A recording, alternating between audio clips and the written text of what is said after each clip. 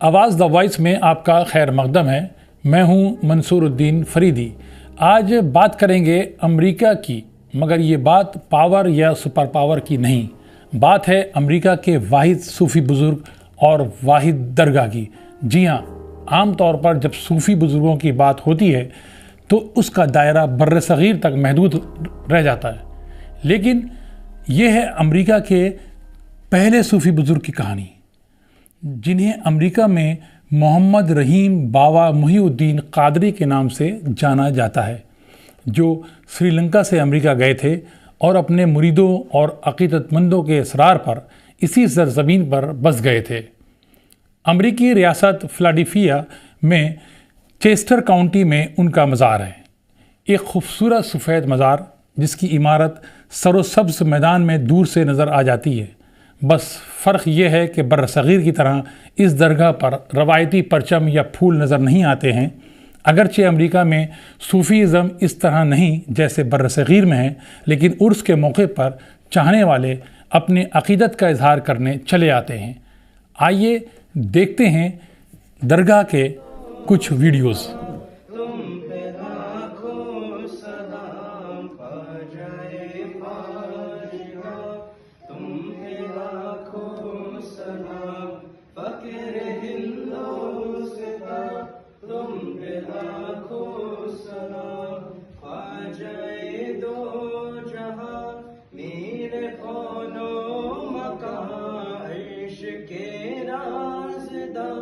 فرش کے پاس باک بلائے عاشقاں کعبہ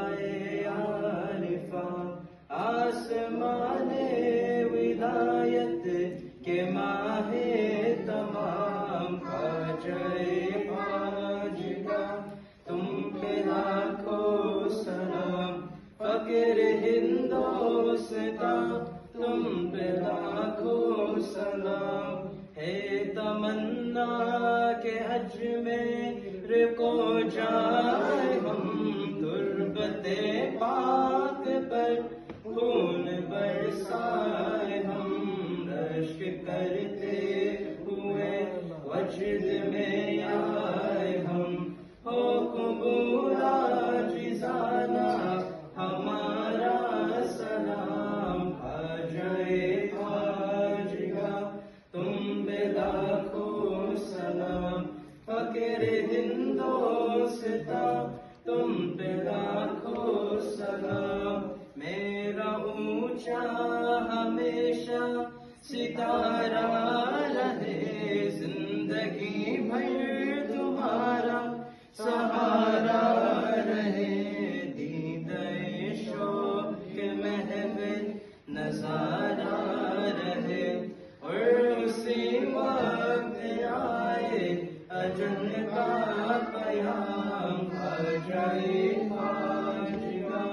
تم پہ لاکھوں سلام، فقر ہندوستاں تم پہ لاکھوں سلام، کتنے غم زینت داستاں بن گئے، کتنے کانٹے لگے گلستاں بن گئے، کتنے ذرے فلک آشیاں بن گئے، اپنے سید کو بھی اب کرو شاد کام، خواجہ خواجگاں تم پہ لاکھوں سلام، فقر صوفی بزرگ رحیم باوا محی الدین قادری کا آبائی وطن سری لنکا تھا۔ وہ تمل علاقے سے تھے۔ آپ سلسلہ قادریہ کے شیخ اور پیران پیر الشیخ السید پیر عبد القادر جیلانی رحمۃ اللہ علیہ سے وابستہ تھے۔ محمد رحیم باوا محی الدین کے بارے میں سری لنکا میں کہا جاتا ہے کہ وہ جافنا میں ایک مزار کتارا گاما میں رہتے تھے۔ یہ پہاڑوں میں واقع تھا۔ باوا محی الدین ایک غار کے دہانے پر عبادت میں مصروف رہتے تھے، جسے عبد القادر جیلانی رحمۃ اللہ علیہ کے نام سے منسوب کیا گیا تھا۔ اگرچہ ان کی ابتدائی زندگی کے بارے میں بہت زیادہ معلومات نہیں ہیں، لیکن کہتے ہیں کہ باوا محی الدین کی عوامی زندگی کا آغاز سری لنکا میں 1940 کے بعد ہوا تھا۔ جب وہ شمالی سری لنکا کے جنگلوں سے باہر آئے تھے، سری لنکا میں ان کے صوفی انداز مزاج کے سبب بہت سے مرید انہیں سوامی یا گرو کہہ کر مخاطب کیا کرتے تھے۔ وہ جافنا منتقل ہوئے۔ اس کے بعد مریدوں نے یہ اصرار کیا کہ وہ ایک آشرم بنائیں اور کولمبو میں منتقل ہو جائیں۔ کچھ دن کے بعد بابا محی الدین کولمبو منتقل ہوئے اور انہوں نے اپنے عقیدت مندوں کو اس کا موقع دیا کہ وہ ان کی خدمت کریں۔ 1967 تک کولمبو کے ان کے مریدوں نے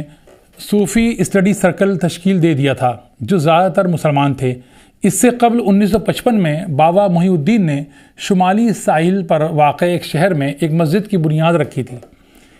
اس وقت تک وہ سری لنکا میں ہی مقبول تھے۔ اس کے بعد امریکہ کا ایک ڈیلیگیشن سری لنکا آتا ہے اور اس نے بابا محی الدین کی شہرت سنی اور امریکن اسکالرز کا ایک ڈیلیگیشن ان سے ملتا ہے۔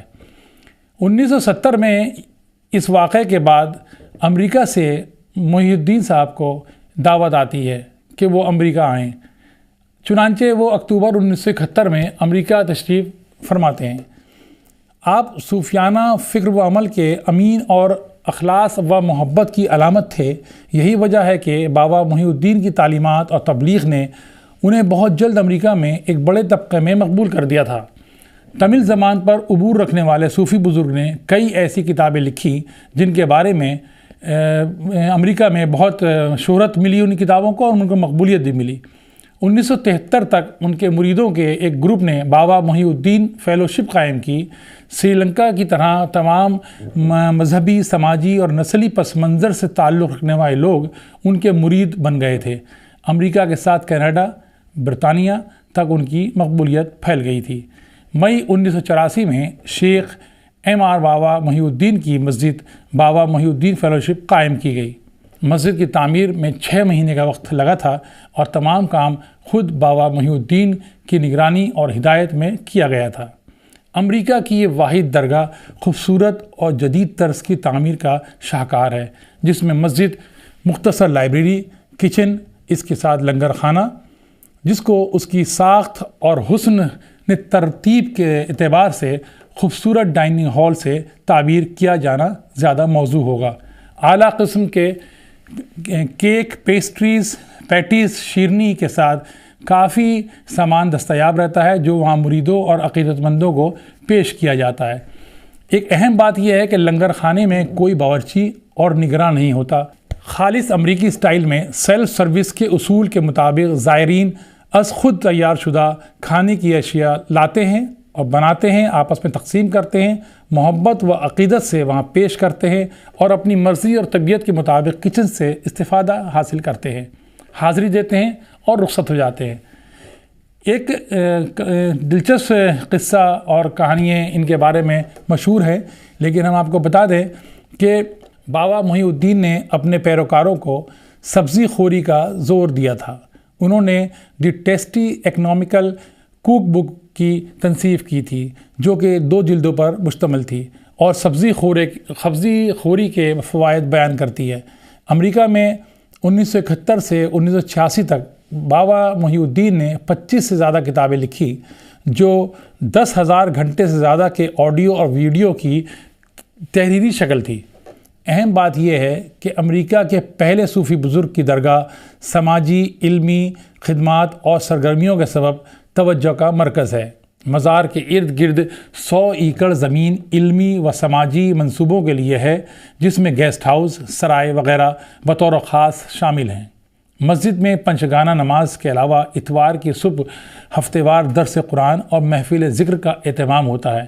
11ویں کے علاوہ مارچ کے موسم بہار میں بابا محی الدین صاحب کے مرید کا اجتماع ہوتا ہے، جس میں امریکہ اور کینیڈا اور دیگر یورپی ممالک سے بھی عقیدت مند روحانی تسکین کے لیے حاضر ہوتے ہیں۔